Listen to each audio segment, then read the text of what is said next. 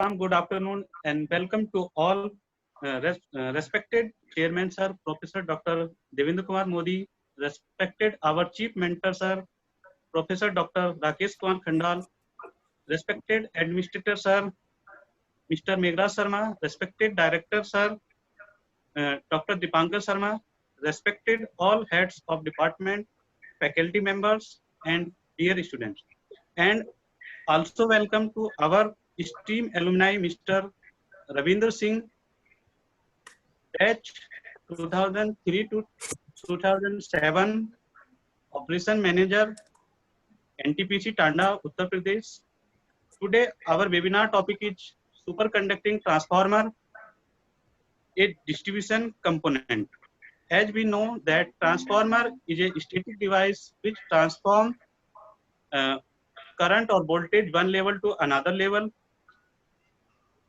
Transformer is a heart of a substation which transforms electrical power one level to another level.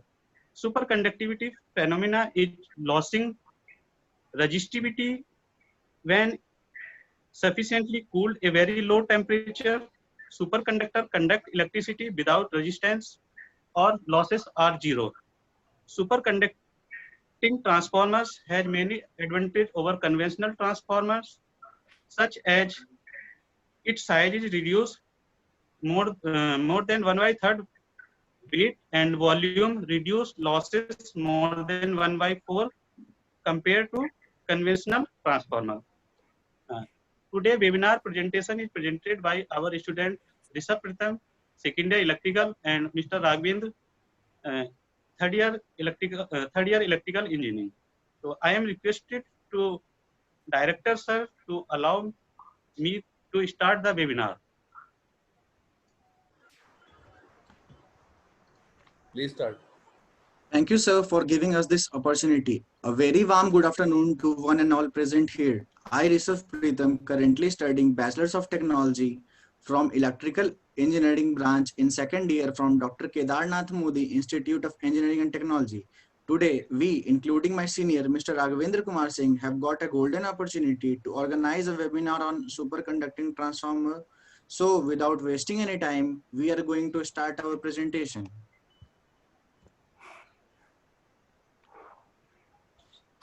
Superconducting transformer. Contents.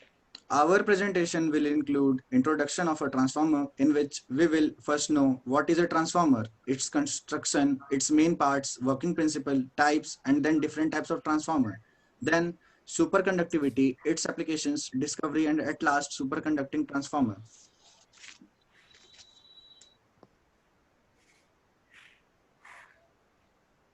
What is a transformer?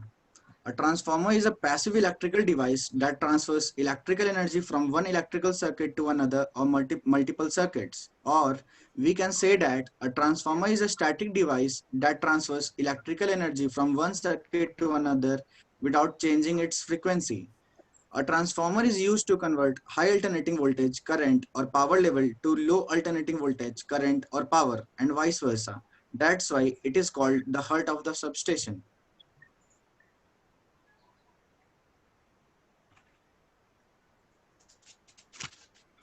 Construction.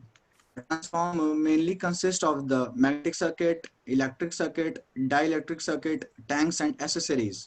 It consists of a rectangular core of soft iron in the form of sheets insulated from one another to provide a continuous magnetic path.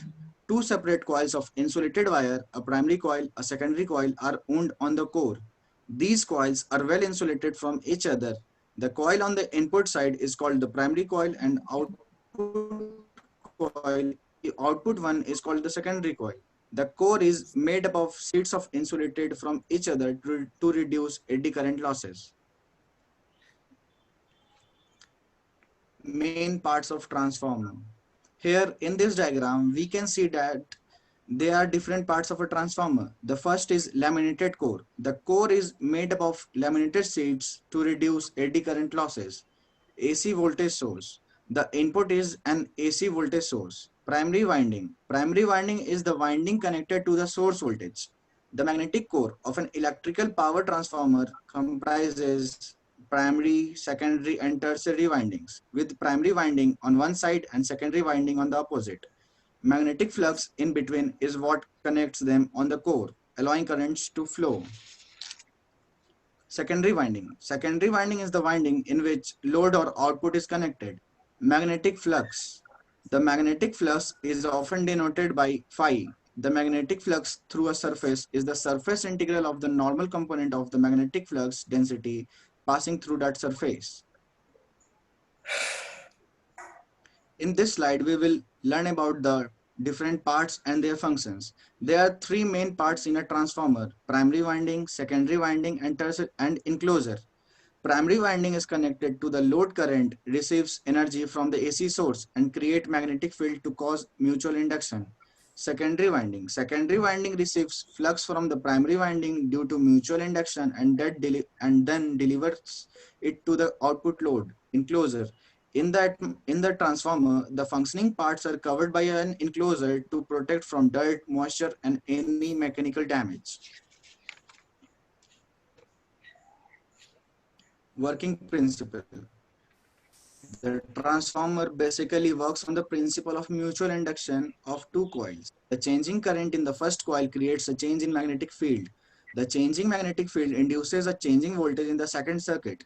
This effect is called mutual induction. If load is connected to the secondary circuit, electric charge will flow in the secondary winding of the transformer and transfers energy from primary circuit to the load current in the secondary circuit.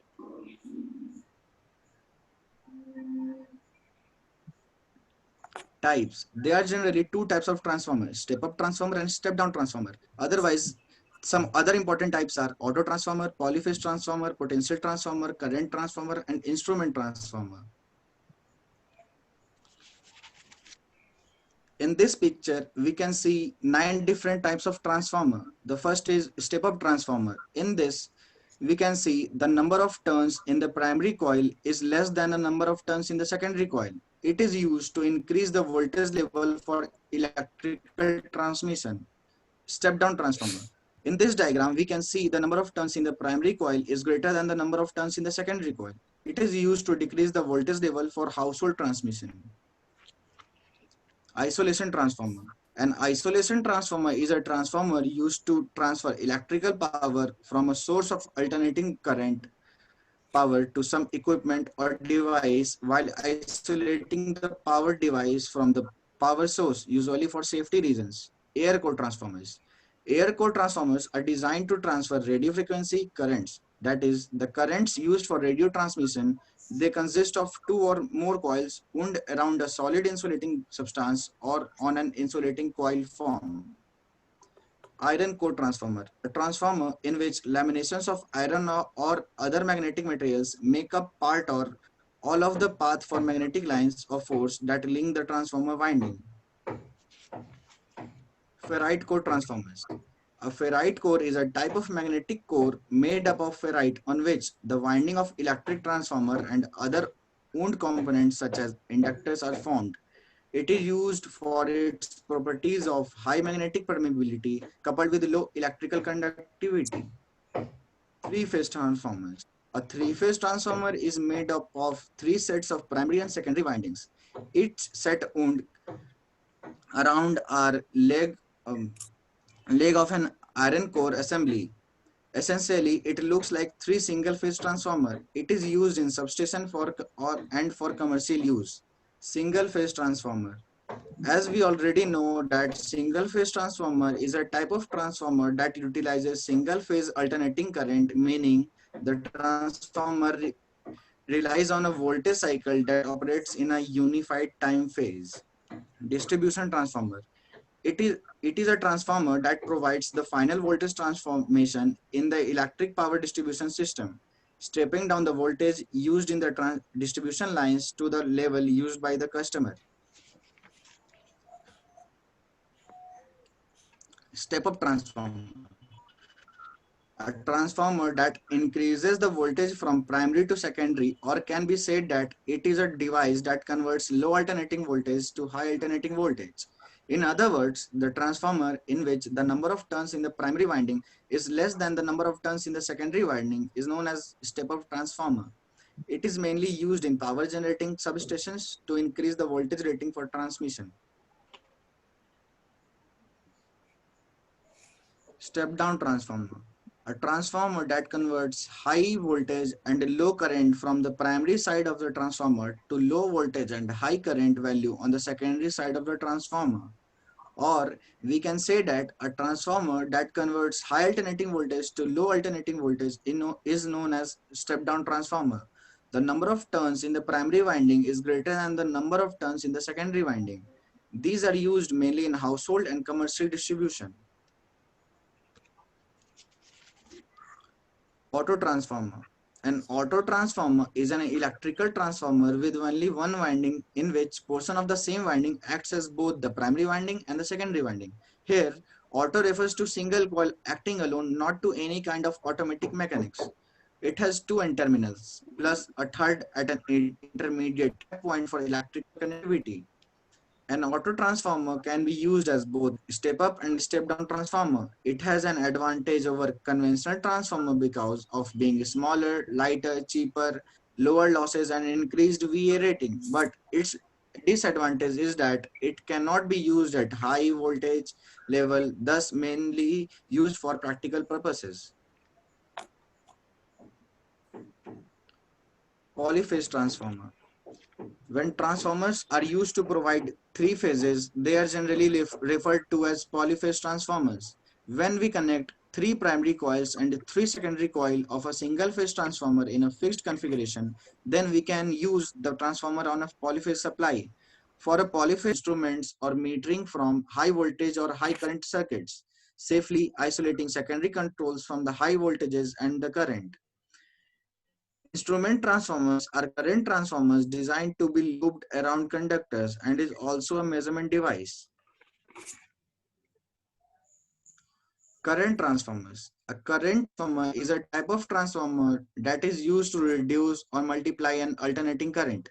It produces a current in its secondary which is proportional to the current in its primary. Current transformers are built with laminations of silicon steel. Current transformers along with voltage or potential transformers are instrument transformers. Its applications are measuring current and power and monitoring power grid operations.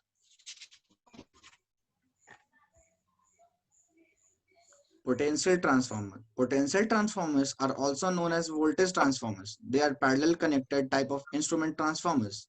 They are designed to present negligible load to the supply being measured and have an accurate voltage ratio and phase relationship to enable accurate secondary connected metering.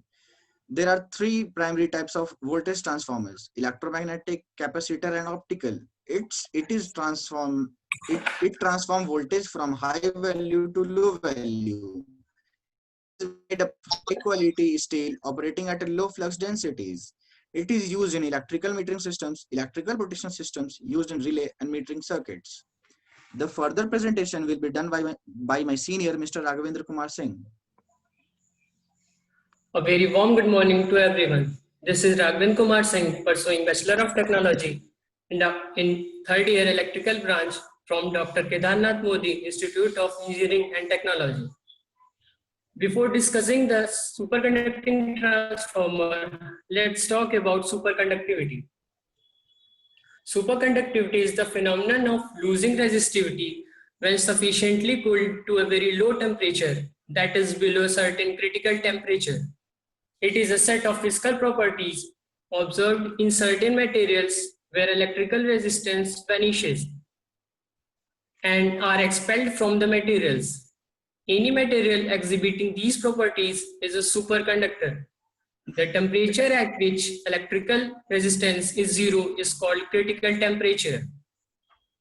Superconductor material classes include chemical elements, alloys, organic superconductors like fluorescence and carbon nanotubes. Superconducting magnets are also some most powerful electromagnets used in MRI and MR machines, mass spectrometers, and plastic accelerators. Now we will come to the discovery part of the superconductivity. Preetham, please change the slide.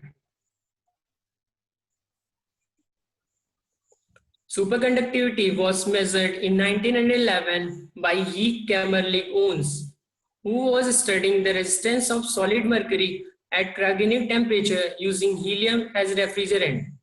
Onnes felt that a cold wire's resistance would dissipate. This suggested that there would be a steady decrease in electrical resistance, allowing for better conductivity of electricity.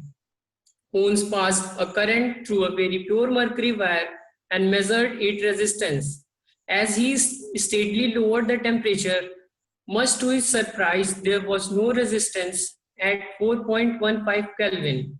He was also awarded with Nobel Prize for his contribution to superconductivity. Now the next slide is superconducting materials. Superconducting materials like metals, ceramics, organic materials, or heavily doped semiconductors that conduct electricity without resistance. Superconducting materials can transport electrons with no resistance and hence releases no heat, sound, or other energy forms. Superconductivity occurs at a specific material's critical temperature. It is denoted by Tc. As the temperature decreases, a superconducting material resistance decreases until it reaches critical temperature. At this point, resistance drops off, often to zero, as shown in the graph. At the present time, most materials must achieve an extremely low energy state via low temperature or high pressure in order to achieve superconductivity. World research superconductors that are effective at high temperature are in development superconductivity. It is possible only with expensive, inefficient, and cooling processes. Now the next slide is applications of superconductivity. The first one is magnetic levitation train or maglev. As the train passes each coil, the motion of the superconducting magnets on the train induces a current in these coils, making them electromagnets. The electromagnets on the train and outside produces force that levitate the train and keep it centered above the track. It is thrust forward by positively and negatively charged magnets. The train floats on a cushion of air eliminating friction. The second point is magnetic field detection or SQUID. Basically, SQUID is a superconducting quantum interference device. Is a very sensitive magnetometer based on superconducting loops. To maintain superconductivity, the entire device needs to operate within a few degrees of absolute zero, cooled with liquid nitrogen. The third point is power transmission or superconducting wires. Superconducting wires carry up to 5 times the current carried by copper wires with the same cross section. Superconducting cables are cooled to remove the resistance to the flow of electricity, cutting down the losses that typically occurs during the transmission. Superconducting generators. High temperature superconductors, motors or generators are manufactured by using high temperature superconducting magnet. Losses can be reduced down to 67% and efficiency can be increased by 2% compared to conventional motors.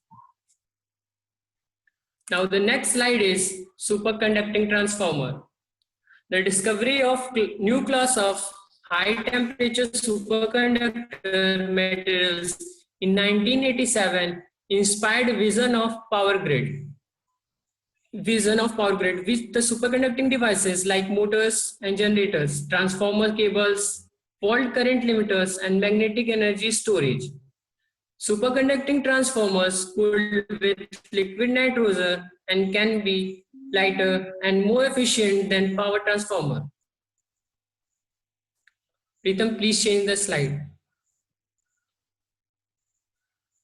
This is the diagram of superconducting transformer. It consists of 3 windings, that is primary, secondary and tertiary windings, whereas the conventional transformer consists of only 2 windings, which are primary and secondary.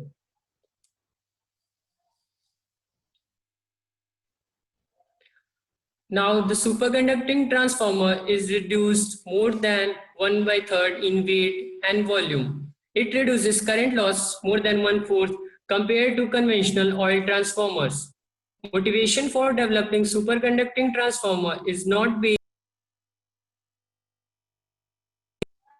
on economic consideration of lowering owning cost, that is initial capital cost plus capitalized cost of load, and no load losses over the transformer's effective life.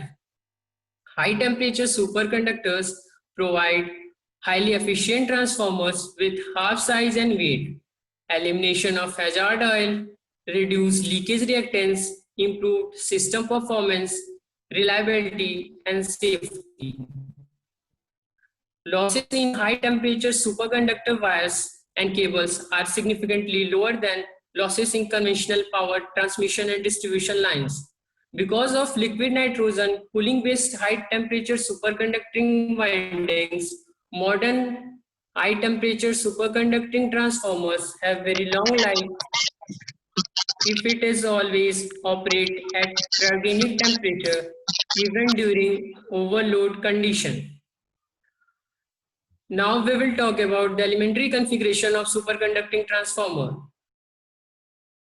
Generally, a high temperature superconducting transformer consisted of a winding, a magnetic core, a cryostat, and a refrigerator. And the first one is winding.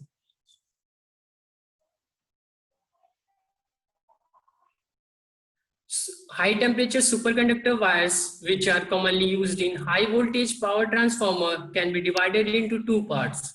The first generation was bismuth strontium copper oxide high temperature superconductor wires, and the second generation is yttrium barium copper oxide high temperature superconductor wires. The superconducting power transformer needs windings which have hundreds of turns. The Bosco wires have been used to make the high temperature superconducting winding. Winding with Wipeco wires begin to be considered because Wipeco wires have higher current density and better current magnetic field characteristics than Bosco wires. Now the next one is core. A suitable magnetic core has also been studied to reduce the high temperature superconductor transformer losses. To explain the main role of the magnetic core is to allow much larger magnetic flux created by a given current. In a superconducting transformer, the primary dissipates no power except for a small electromagnetic radiation.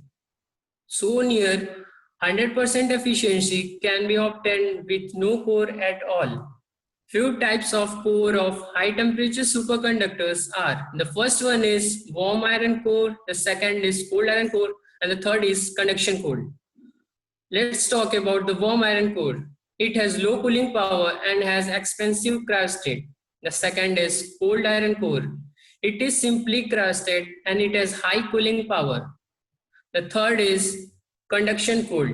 It is simply cryostat in structure, long recooling after quench, and it is not suitable for high voltage. Now we will talk about the cryostat. Preetham, please change the slide. Cryostat is commonly manufactured by fiber reinforced plastic, that is FRP, in shape of toroid that can go through in midway and have vacuum and super insulation layer to minimize thermal invasion. Also, it acts as insulation between the core and the winding. The cryostat contains the winding sets or other related electrical equipments of a transformer. Cryostat generally comprises a cryogenic tank having an outer wall, a non-superconducting linear and a load-bearing insulation layer deposited in the between. Now the next part is refrigerator. Superconducting transformer windings in a main set with liquid nitrogen at around 65 Kelvin and located an iron core on the cryostat. The subcooled liquid is continuously chilled by two states of cryocooler in the secondary cryostat and circulated through transfer lines to main cryostat. In addition, the subcooled nitrogen is superior over liquid nitrogen in electrical insulating properties. so that it may be easier to design the high voltage, high temperature superconductor power machines. It has also advantages like lightweight and reduced size. It has high efficiency and fire safety. It is also eco-friendly with low CO2 emission. Now we will talk about the characteristics of the superconducting transformer. The first one is it has greater efficiency, and the second, it is compact, lighter, and quicker. The third is it can run indefinitely above rated power without affecting transformer life. The fourth, it do not require cooling oil like conventional transformer. And the last one, it is eliminating possibilities of oil fires and environmental hazards. Now we will talk about the superconducting transformer model. The most important factor for a superconducting transformer model is cooling. The operating temperature of a high temperature superconductor tapes must be kept under critical temperature at all times. Here's some DC properties. The DC properties of a superconducting tape are needed to calculate some of the AC losses. Mainly, the critical DC current is used for the AC calculations. The critical current, the critical temperature, and the magnetic field intensity are the boundary conditions in which the superconducting tape will remain in a superconducting state. However, the critical DC current is actually dependent on other two boundary conditions as mentioned. It is described by the equation IC t, b, theta equals to IC f of t into g of t, b, and theta, where t is the temperature, b is the magnetic field intensity, and theta is the angle between magnetic field and the tape plane. Now the next slide is about AC losses and self-field losses. There are different types of AC losses associated with superconducting tape. The only thing that many theories have in common is the dependence of these losses on the direction and amplitude of an alternating magnetic field combined with an alternating current.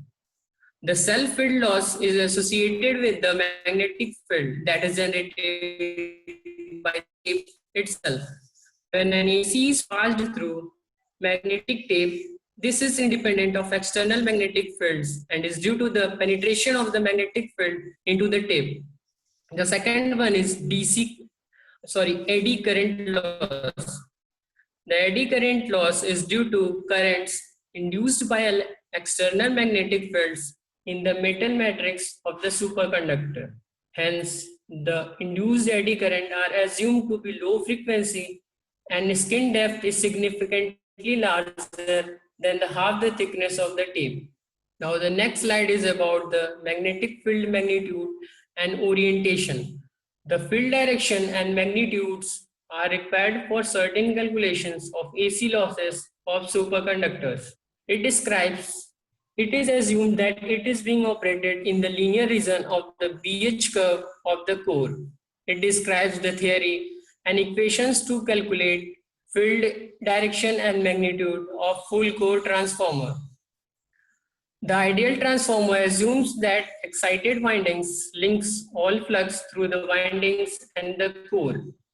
The sum of the flux traverses out of the magnetic circuit into free air or open space. This is termed as leakage flux. Now the next slide is about parallel fields and the perpendicular fields. The parallel fields is defined as the magnetic field. Raghavendra, 1 minute. Yes, sir. And the perpendicular fields. The parallel fields is defined as the magnetic field that is parallel to the tape plane, assuming that rectangular conductors are used. There is very little theory on how to calculate the field strength inside the windings. Now, due to construction, thermal and insulation requirements, transformers might have radial spaces in between layers and windings. This affects leakage reactance and also magnetic field distribution. It is assumed that the peak leakage field strength is calculated depending upon the number of layers. For example, if the energized winding has 5 winding layers, the end of the first layer would experience 1/5 of the peak value. Now we will talk about the perpendicular fields. The perpendicular field is defined as the magnetic field that is normal to the tape plane. Here the fringing is ignored.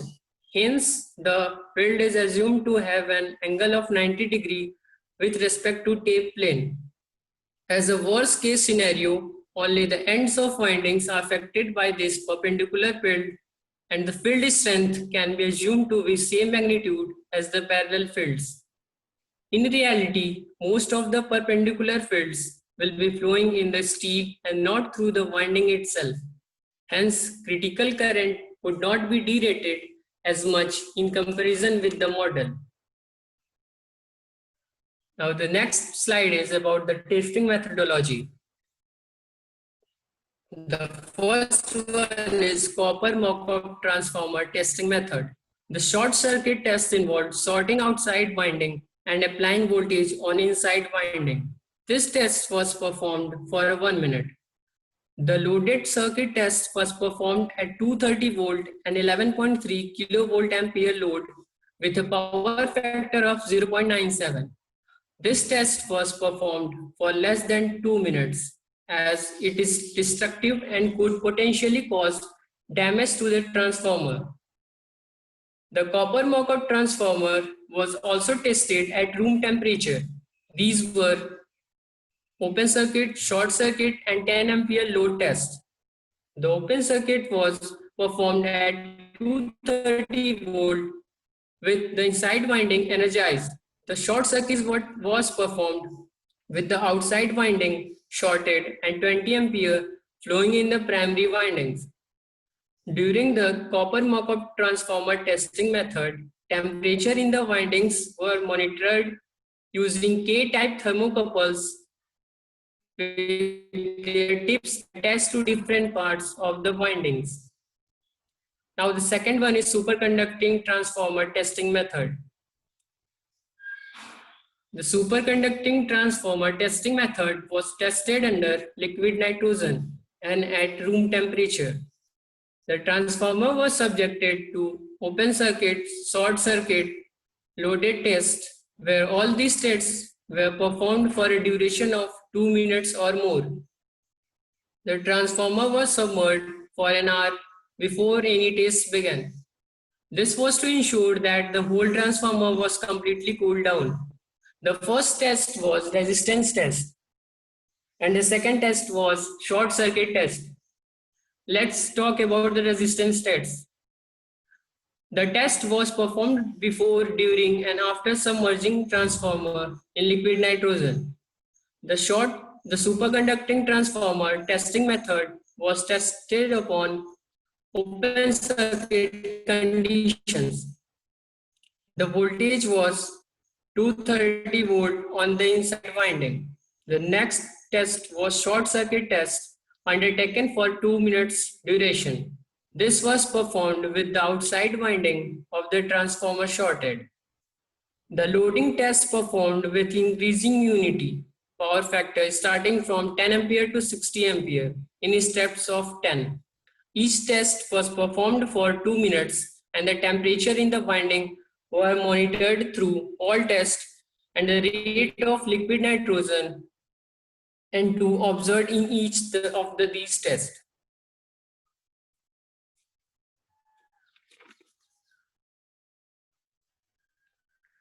Now let's talk about the comparison of the 60 MVA superconducting transformer and 60 MVA conventional transformer.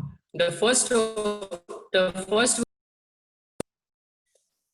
smaller size transformers are more beneficial in congested city substations, high-rise buildings, and railway network. Lighter weight is easy for transportation, installation, and maintenance. The second one is core size, and the third is copper loss. The fourth, total AC loss. And now the fifth, efficiency. Higher efficiency or other conditions save operating costs by reducing feed fuels in power generation, transportation load, greenhouse gas emission, and other pollution load. High temperature superconductor transformers are free from oil cooling and can be installed inside multi-story buildings. More compact and lighter high temperature superconductor transformers save natural resources like fossil fuels, greenhouse gas emission, generated and manufacturing of equipments and accessories. And the last one is about the impedance.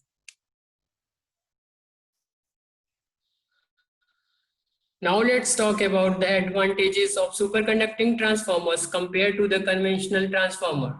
The first one is normal conductivity or well. The second, higher current densities. And the third, the efficiency is raised to over 99%, whereas the weight and volume can be reduced by approximately 45%. And the last one is, it is mostly designed for superconducting applications. Now let's talk about the conclusion part. The characteristic and some applications, examples of superconducting transformer have been mentioned and described. Progress in the high temperature superconducting technology has developed many energy efficient machines and power equipment. Higher level of high temperature superconductors promises lower cost and better manufacturability of electrical machines. Operation of high temperature superconductors at 77 Kelvin gives system performance improvement, lower life cycle cost, acceptable conditions and mechanical tolerance. Comparison of superconducting transformer with the conventional one, and hence it is concluded that superconducting transformer provides greater efficiency, lower cost, lower area requirement, and greater protection against fault in comparison. Many scientific results show that high temperature superconducting technology can raise the efficiency of power transformer. Further research on the commercial applications of room temperature superconductors will change the scenario of power generation and utilization in future. For that, scientists are still working on designing superconductors that can operate at room temperature. That's all. Thank you. Thank you, Raghavendra. I am requested to our alumni, Mr. Ravindra Singh, Operation Manager, NTPC Tanda, to share their values, suggestions, and for any query. Ravindra sir. Thank you, Sonuji, and all my college mates. It's very good Yes, sir. presentation.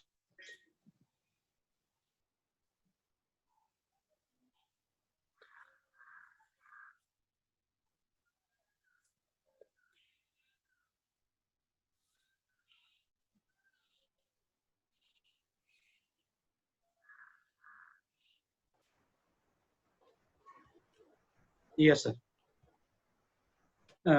I am very thankful to our chairman, sir, Professor Dr. Devendra Kumar Modi, our chief mentor, sir, Professor Rakesh Kumar Khandal, and director, sir, Dr. Dipankar Sharma, to provide such wonderful opportunity to me and our student, such type of activity. And I am also thankful to our expert alumni, Mr. Ravindra Singh, to share their valuable time and knowledge with us. I am also very thankful to all faculty members and all students. I am very thankful to Manish sir for their technical support and assistance in this webinar. Thank you very much.